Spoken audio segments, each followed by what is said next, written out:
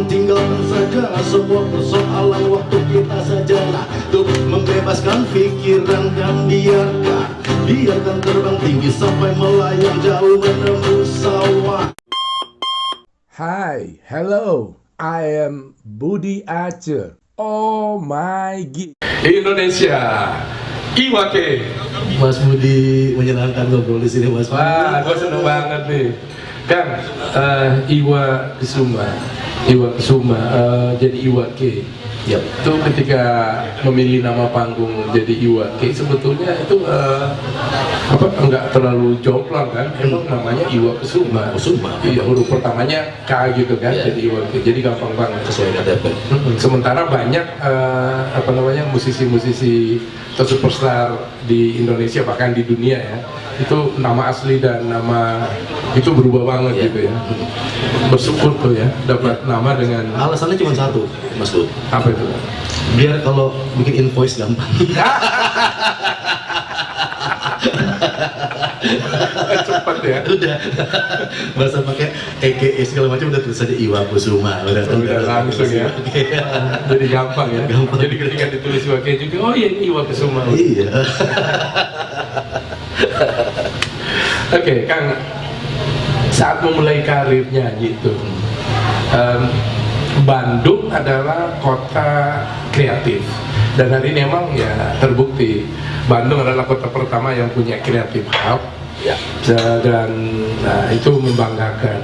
Musik-musik yang lahir dari Bandung tuh penuh keanekaragaman ya. Kalau misalnya gua ngomong Hari Rusli, everybody knows him, almarhum yang luar biasa, dokter musik, tapi melahirkan karya yang sampai hari ini nggak ada musisi dari Bandung yang menurut gue tuh bisa bikin lagu seperti Hari Rusli. Udah cukup satu orang itu aja. Ya. Dan ketika hip hop juga masuk ke Indonesia, saat anak-anak Indonesia lain asik sama break dance, termasuk gue di tahun 84, Iwa juga nih kan. Break dance, saat orang masih nari-nari, Iwa udah mikirin bikin lagu justru, malah udah bikin rima untuk rap gitu. Kenapa akhirnya pilihannya ke situ kan? Jadi emang dulu sukanya break dance ya. Udahlah, head spin, muter dengan kepala. Masih bisa? Waduh, sekarang udah dimusuhin sama gravitasi. Udah susah, udah berat. Tapi zaman breakdance dulu tuh sempat head spin tuh. Iya, head spin, back spin, semua main bawah tuh. Windmill, wah, back spin, kick wall. Kalau ini kan udah main atas tuh deh. Nah, coba. Oke, kita mana ya? Nah.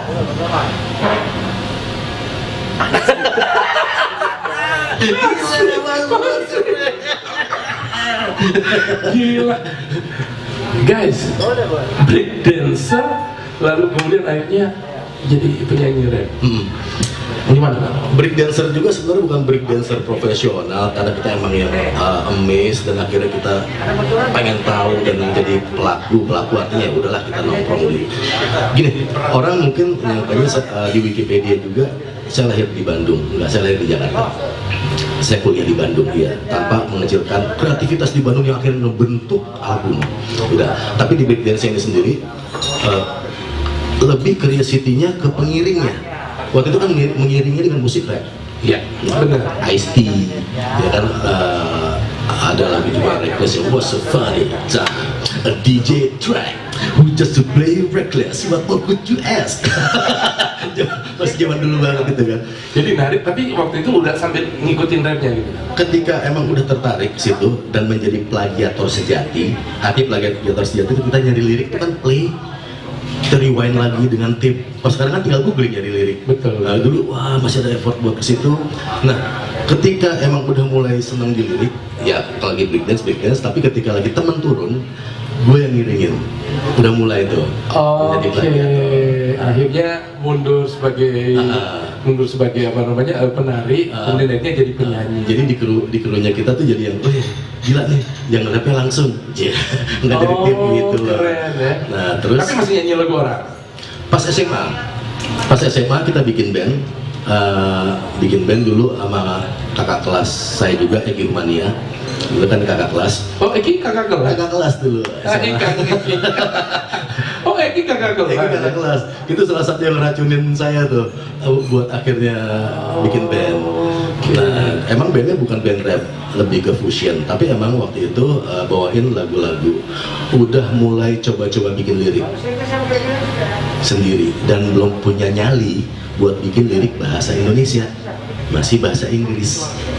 Oke, artinya bahasa Inggris itu dijadikan alat untuk bersembunyi gitu sebetulnya. Iya, belum ada nyali karena belum bisa nemuin cengkok dengan bahasa Indonesia delivery-nya gitu loh. Dengan frase Indonesia bisa pas gitu ya. Masih belum pede lah. Udah mulai rap. Habis itu karena referensi rap itu masih minim. Ketika perform, gue nge-rap, yang ngiringin musiknya gimana? Bukan musik hip hop, tapi Cassiope, Spyro Gyra, Azimuth. Oke. Jadi bukan hip hop gitu ya, bukan bentukannya. Iya, tapi lebih ada beberapa musik black music yang kayak dengan Fire yang emang kita bikin musik aja di band, tapi gua nge-rap di situ ada gitu loh. Jadi emang ngawur aja. Tapi sebetulnya apapun kalau dia nge-beat gitu, rap bisa aja masuk kan? Selama 4/4 sih ya udah aman. Tapi kita juga milih lagu yang emang layer-layernya di belakang itu emang mendukung rapnya sendiri gitu. Nama-nama yang mempengaruhi dulu, yang copycat gitu lah. Masih era copycat itu siapa aja? Milli Vanilli udah mulai mau ketahuan ya akhir-akhir ya, nggak terlalu. Ya, bahkan lebih dulu dari itu kan? Ya, dulu tuh lebih ke Ice-T, Afrika Bambaataa.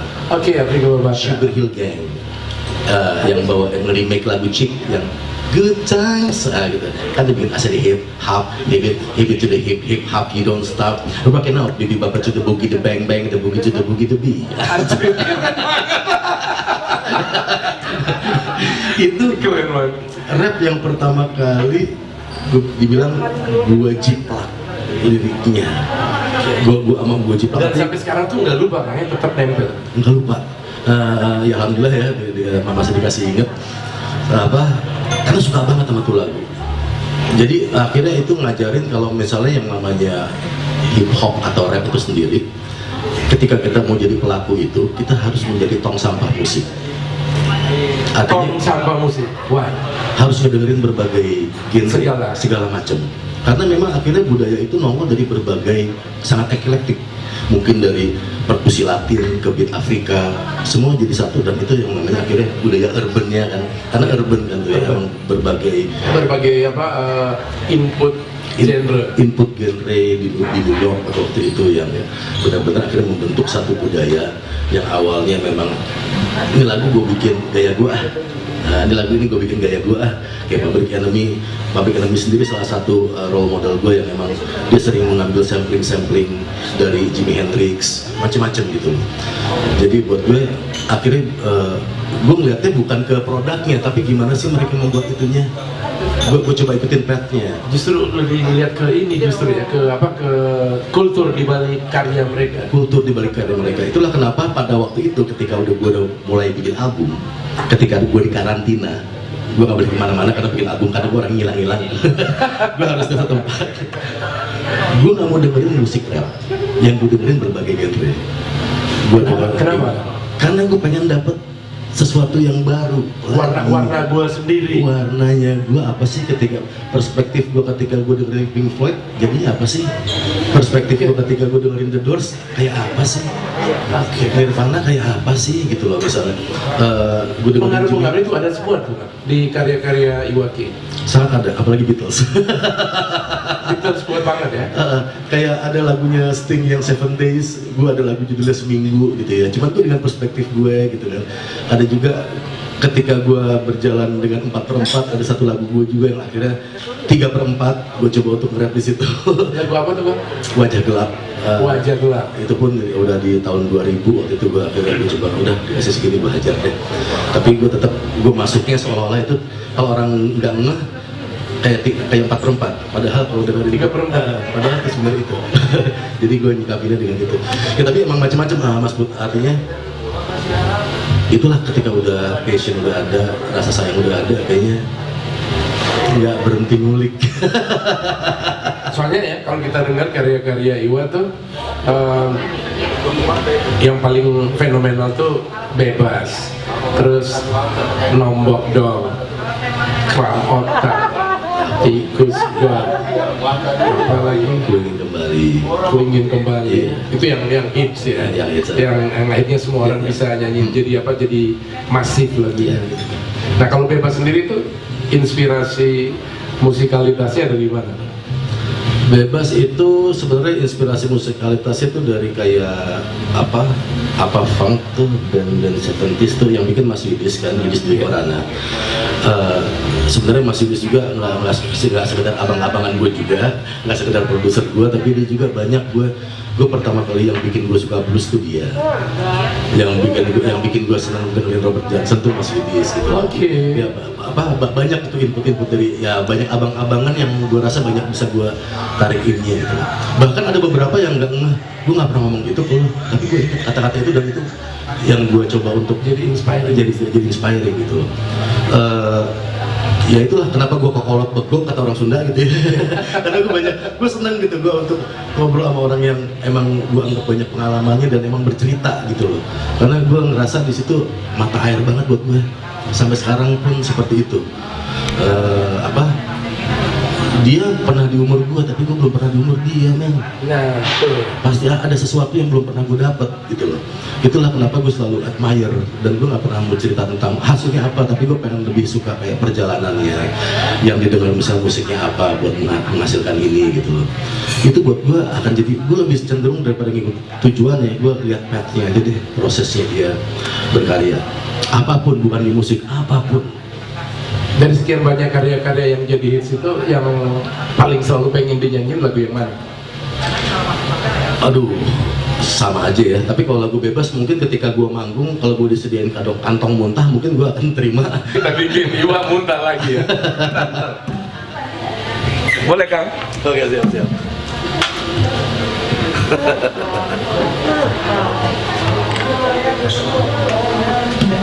Oke, gue tantangin Iwa nyanyi lagu Bebas ya. Oh, jangan ya. muntah Kang ya. Ya, Jangan muntah. Enggak muntah. Ini tadi kan tentang musikalitasnya dari mana? Iya itu dia. Tentang liriknya sendiri, orang mungkin nyangka bebas adalah kebebasan. Bebas, enggak. Bebas ini sebenarnya meditatif banget buat gue. Nah itu kokolot bogok kayak tua ya. Oke. Sangat meditatif, membebaskan pikiran kan sebenarnya. Bebas bagaikan anak kecil kan. Itu justru ketika gue waktu itu habis baca salah satu bukunya Zen Dharma. Salah satu Buku apa tuh? Zen Dharma, aliran Buddha. Aliran Buddha. Ya, yang Tentang kebebasan tentang membebaskan pikiran dalam keadaan apapun. Itu tadi ketika ada kompor kita nggak berasa, tapi kita nge-distract dengan sesuatu yang kita ini pun tidak akan merasa panas. Oke, ini luar biasa dalam banget ya. Iya, metafornya seperti itu. Ya, dan salah satu karakteristik Iwa yang nggak dimiliki sama banyak penulis-penulis rima di musik rap ini itu adalah metafora itu kan. Kenapa memilih metafora tapi enggak yang straight to the point gitu? Iya, karena itu attitude gue. Selain attitude gue suka gitu loh. Ketika orang masuk gini, musik adalah hiburan, tetap hiburan. Okay. Orang goyang, bahkan koruptor pun akan goyang dengerin lagu Tikus God tanpa lagu itu adalah tentang koruptor. Misalnya, gue bukan orang yang lo salah, enggak. Gue lebih suka emang akhirnya kayak ngobrol. Mungkin ketika pulang baru di kondisi alfa mau tidur. Oh iya ya. Oke, kita rilis satu-satu nih. Tikus God, koruptor.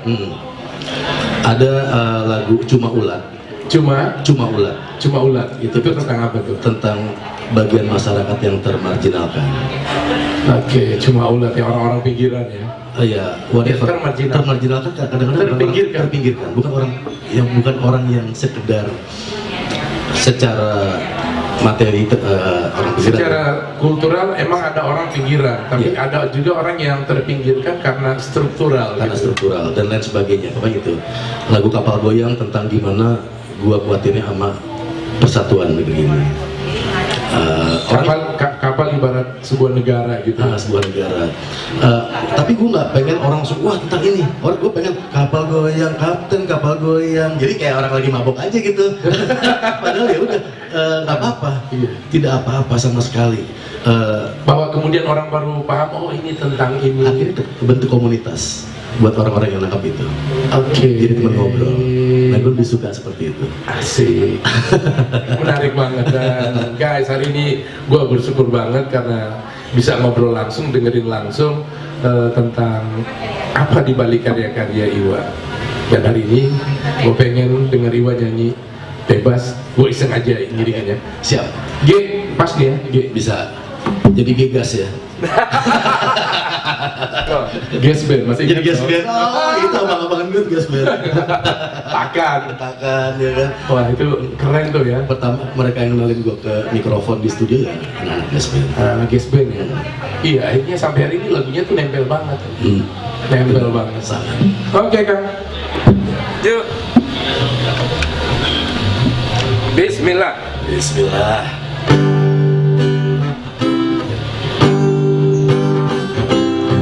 Oh ya. We gonna take it to Milano. A land that full of freedom. There will be no rule that has no vision. Come on, get some now you. Sudah tinggalkan saja semua persoalan waktu kita sajalah untuk membebaskan pikiran dan biarkan terbang tinggi sampai melayang jauh menembus sawah. Sementara tinggalkan semua aturan yang kadang terlalu mengikat dan tak beralasan. Memang benar kita perlu cooling down dan melonggarkan pakaian. Lepas ku tinggalkan saja semua beban di hatiku, melayang jauh, melayang bebas. Lepas ku tinggalkan saja semua beban di hatiku, melayang jauh, melayang. Oh ya, sekarang. Yeah, come on. Sikat seruput dua ruput teguk kopi, menghari ini dan pikiran cerah pun merambah ke dalam lagu vibrasi sejati langit cerah berdebah. Duhai pedagang amarah, cobalah sejenak berhenti mencari celah, hanya untuk merasa paling gagah di atas rasa salah. Penikmat hip hop, rock and roll, funk atau reggae, jazz, blues, metal juga punk. Dari yang ikut-ikutan cuma jual tampang atau militan dengan dagu arogan. Semua untuk semua, satu untuk semua, kau dan aku bagaikan sepasang sepatu. Bentuk kita memang berbeda namun tercipta untuk melangkah bersama.